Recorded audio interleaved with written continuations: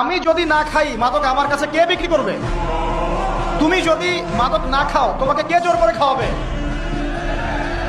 তুমি নিজে খাচ্ছ বলেই তো সরকার বিপাকে পড়ছে, প্রশাসনের হ্যারাস হচ্ছে, মাদক চোরাচালান কারবারি যারা করছে এরা লাইফ পেয়ে যাচ্ছে। তুমি খাচ্ছ কেন? যুবক ভাই, আপনি মাদক খাচ্ছেন কেন? আপনি খাচ্ছেন বলেই তো মাদক বিক্রি করতে পারছে। বাংলাদেশের মুসলিমরা একটা মুসলিম যুবক মাদক খাবে না, বা শেষ। দেখি কার কাছে মাদক বিক্রি করে, আমরা দেখি কার কাছে মাদক বিক্রি করে। আমাদের যুব সমাজের একজন ছেলে মাদকের সাথে সম্পৃক্ত থাকবে না, সিগারেটে টান পর্যন্ত দিবে না, সিগারেটে একটা টান পর্যন্ত দিবে না। দেখি কার কাছে বিক্রি করে। আর শুধুমাত্র আইন দিয়ে, শাসন দিয়ে কিন্তু সবকিছু হবে না।